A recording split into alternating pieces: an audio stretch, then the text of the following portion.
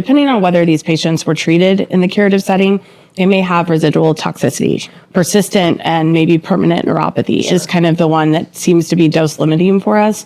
Not to mention the impact on fatigue and quality of life, hair loss, things that really matter to patients that are continuing to try to live their life.